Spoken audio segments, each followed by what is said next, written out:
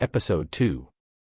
My respected mother, respected Nafisa Khatun Sahiba, may Allah Ta'ala continue showering the downpour of His mercy on her at all times, was an ideal mother and an exemplary household lady. She belonged to a famous Ansari family in Deoband, and the manner in which she fulfilled the rights of my respected fathers, may Allah have mercy on him, companionship, through thick as well as thin, is a separate topic in itself. I wrote something regarding this at the time of her passing away, which is included in my book Nukush-i Raftagan. She was also very devout in worship and an ascetic lady. Her daily routine of recitation of the Quran, zikr and nafil prayers was never missed as long as she remained conscious. But for us, she was an embodiment of love and affection, all moments of whose day and night were dedicated to providing us with comfort. And to this end, she invariably sacrificed her own comfort and ease. She used to love all her children equally, but due to being the youngest, I perhaps received the most love and care from her. It was due to this that I used to eat from her hand until I was quite grown, and would not eat unless she fed me morsel by morsel. Besides this, if my respected mother ever had to visit a nearby house, it was not possible for me not to accompany her.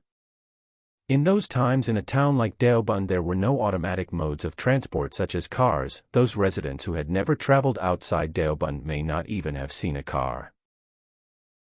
The best we could get was a tanga, horse cart, which could be used to traverse longer distances inside Deoband, but even that was only for males. For Muslim ladies to sit in a tanga even while wearing a burqa was considered inappropriate. If the distance was so far that it would be rather arduous to travel without a tanga, a veil would be draped on all sides of the tanga and burqa-clad ladies would sit inside that veil. Otherwise, to travel from one neighborhood to another a palki would be used, which is called doli in Hindi language. This doli was carried by two people on their shoulders, who were called kuwar. When a lady had to travel in a doli, the kuwar would place it inside the house and then wait outside. The lady would sit inside, at times carrying a stone with her so that when the kuwar lift the doli, even the weight of her body is veiled from them. Sometimes little children would want to enjoy the ride with their mothers. In this case the stone would not be needed. So when my respected mother would visit any house from her family's side she would take me with her. Due to the veil draped all around the doli, I would not be able to see the places we passed by. But I would nevertheless be thoroughly entertained by the jolts of this bumping and bouncing doli, about which we would say in the dialect of Deoband, I'm enjoying the barian, which means that I'm having fun in the ride. Among the children of my respected father, may Allah have mercy on him, we were 9 brothers and sisters. The eldest sister was, late, respected Naima Sahiba whom we used to call Appa John. Her marriage took place before I was born. 2 of her daughters and 1 son were born before my birth. Even though she had a very pleasant demeanor and all my siblings had an open and informal relationship with her, her aura inspired more awe and fear in me since my childhood than even my respected mother. Perhaps one reason for this was that her house was at some distance from ours in a neighborhood which was called Tila, hillock. It was a small hillock but to us it appeared nothing short of a mountain. This sister of ours used to live on that hillock with her husband, late Hakim Sayyid Sharif Hussain Sahib, who possessed such refinement and elegance of character as befitting the Nawab of Oud. He was also rather particular about cleanliness in his house, he could not tolerate even a small crease on his bed. Whenever I visited their house I would play with my similar-aged nephew and nieces. One day while playing I climbed my sister's bed with dirty feet. She shot a frown at me and exclaimed in exasperation, Bas, Kadam, Ranja na, Fairmau. I heard the word Kadam Ranja for the first time at that occasion, but more than the meaning of that word and the irony veiled in it, those frowning eyes lodged themselves in my heart as a constant source of awe, which took years before wearing off into some degree of informality. At that time, I did not even know that looking at someone with anger like she did is called frowning. I heard the word frowning for the very first time when Appa John mentioned this incident to my siblings. This eldest sister of mine passed away at the age of only 34, when I was 13 years old. May Allah Ta'ala bestow the blessings and comforts of Jannat Tul-Firdaus upon her. It is difficult to find a parallel for the self-respect and honor with which she lived her life, despite tough financial situations. At this point, the pen is raring to recount a peculiar incident of her life. As I have mentioned, she often endured strained financial conditions after marriage. Once, in such a situation, she requested our respected father, "Please supplicate for me that Allah Ta'ala bestows on me the opportunity to go for Hajj." Our respected father asked, "Do you really desire to go for Hajj?" When she replied in the affirmative, he responded, "No, you don't have any desire." Bewildered by these words, she submitted, "I'm telling the truth. I have a great desire to go for Hajj." At this our respected father asked, "Have you saved any money for this?" When she replied in the negative, he remarked, "This means that your desire is mere lip service. If your desire were genuine, you would have saved for it." She presented the excuse, "If only any money were left, from the income, that I could save." Our respected father asked, "Can't you save even 1 anna, 1/16 of a rupee?" She replied, "This much I can save, but how can Hajj be performed with this?" Our respected father replied, "When a slave takes a step for a good deed according to his capability, then firstly there is help from Allah Ta'ala, and even if one is not able to carry out this good deed, its reward will definitely be received inshallah. But nothing can be achieved by harboring mere wishes without taking any practical steps." This incident was soon forgotten. After a very long time in 1956, when she passed away and her inheritors surveyed her belongings, a small cloth bag was discovered with the words, "Money for Hajj," labeled on it. When it was opened, approximately 65 rupees were found inside. Our respected father's eyes welled up as soon as he laid his eyes on this, and it was at this point that he narrated this entire story to us.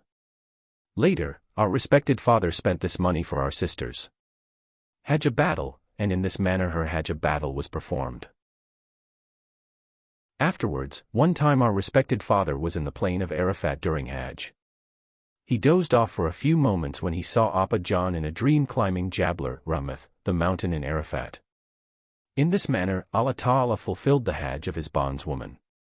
May Allah Ta'ala have infinite mercy on her. The sister younger than her is respected Atika Khatun Sahiba, may Allah extend her shade on us. MashaAllah, she is very devout in worship and spends a very organized life. She also has the honor of having done bay'ah to Hazrat Hakim ul-Umma Maulana Ashraf Ali Thanvi Sahib, may Allah have mercy on him. And today, February 23, 2017/25 Jamadi al-Ula 1437 Hijra, to my knowledge there is nobody alive in the world besides her who had the honor of having done bay'ah directly with Hazrat Hakim ul-Umma Maulana Ashraf Ali Thanvi Sahib, may Allah have mercy on him. It was the habit of my respected father that he used to spend Ramadan in Thanabawan with Hadrat Hakim ul-Umma, may Allah have mercy on him. He would bring his family along during this stay, and would often have to reside in Hadrat Thanvi's own house at the room on the upper story. The location of this room was such that a courtyard extended in front of Hadrat's room, and this courtyard ended at a staircase which led up to this room. Since there was only one toilet, Hadrat introduced the following signaling system. A lamp would be affixed at a predetermined location in the courtyard. This lamp would signal to the residents in the room above that the toilet is available and that ladies can also use it. If the lamp was found missing from its place, it was a sign that the toilet is occupied. This sister of mine recounts, our respected father used to observe extreme respect when in this room, and would also remind us children to avoid any noise lest we become a source of discomfort for Hadrat Thanvi Sahib. I was a small girl at that time and was not even old enough to observe hijab. During one such visit to Thanabawan, our respected father told me to go to Hazrat and request him to do bay'at. At first I considered this a joke, thinking to myself, how can a small girl do bay'at? So when our respected father repeated the same thing, I asked, can children do bay'at? Our father replied, yes, of course. They can do bay'at. Thereafter I presented my request of bay'at to the respected wife of Hazrat Thanvi. Hazrat's wife told him, this little girl wants to do bay'at. Hazrat called for me and asked, you won't take bay'at as a futile activity like the play of dolls, right? When I replied in the affirmative, Hazrat gave an end of a cloth in my hand and took the other end in his own hand and did bay'at. This is how she got the honor of being bay'at in her childhood. The marriage of this sister of mine had also taken place before my birth, and she even had a daughter before I was born and a son who was born at around the same time as me. She used to live with her husband and children in front of our house, towards the western side. I was technically the uncle of 2 daughters and a son of respected Naima Sahiba Maruma, and 1 daughter of respected Atika Sahiba Maruma, but these nephews and nieces of mine were older than me, and all 4 of them were ahead of me in the maktab of Antamachal Hanan Sahiba, whose mention will be made later inshallah. But since the age difference was not much, they were more my friends than nephews, and my friends' circle was also limited to them. Amongst them there was only one nephew, who later became known as Maulana Hakim Musharraf Hussain Sahib, may Allah have mercy on him, so my friendship was mostly with him only. He would be the lead in all our games and I would be his sidekick. Anyway, due to the great difference in age with these 2 sisters such that even their children were older than me, instead of having a relationship of sister-like informality with them, their presence would evoke feelings of awe and fear as one would feel from one's teacher. After these 2 sisters, the third was our eldest brother respected Muhammad Zaki Kaifi Sahib, may Allah have mercy on him, whom we used to call by John.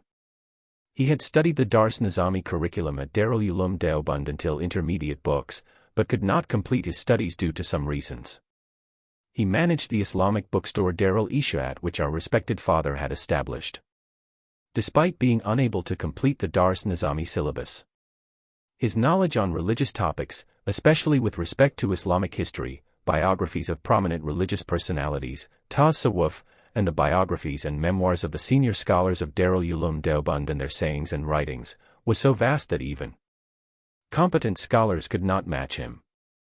Other than this, he was Bay'at to Hazrat Hakim ul-Umma Maulana Ashraf Ali Thanvi, may Allah have mercy on him, and was well liked by all elders.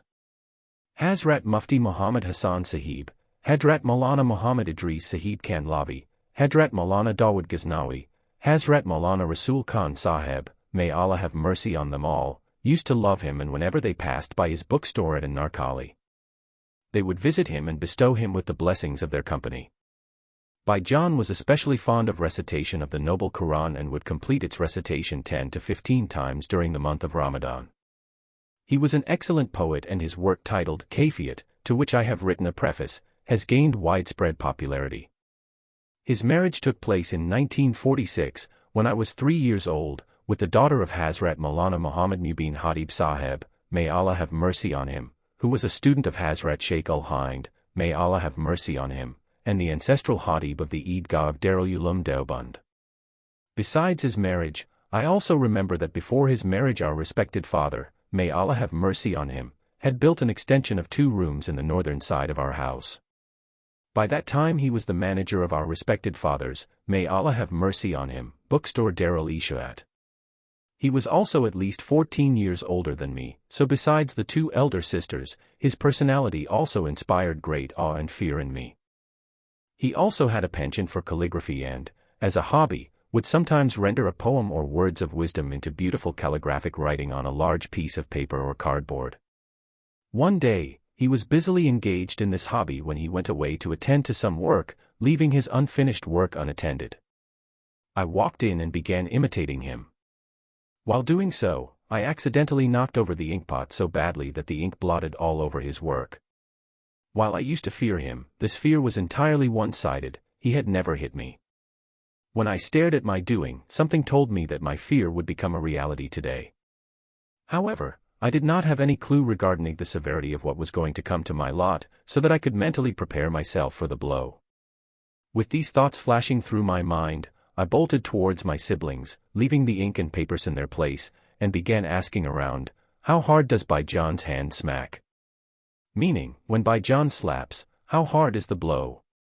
My siblings, who were hitherto unaware of my blunder, threw a puzzled look at me, wondering why I would need to investigate the intensity of Baijan's slap all of a sudden. When I narrowed my tale, they burst into a barrage of guffaws and laughter. And when Baijan came to know of the entire episode, instead of answering my question with a handy demonstration, he found my behavior rather amusing. From that day onwards, this sentence of mine became a family joke which was shared in gatherings as the latest entry to my catalogue of clever exploits. Later on, John made me so informal and open with himself that our relationship grew into friendship, to such an extent that I would sometimes feel awkward after joking with him because of apprehension that I may have crossed limits of social decorum. It was a result of this openness and informality that I would consider every moment spent with him a blessing. He also kept a watchful eye on our activities at Darul Uloom and would bestow us with valuable counsels from time to time. From the time I began to write, he would read each of my writings and would give constructive comments and advices regarding them. I wrote the book Hazrat Mawiyya or Tariq-i-Haqaiq, Hazrat Mawiyya and Historical Facts, at his request, about which I will write later inshallah.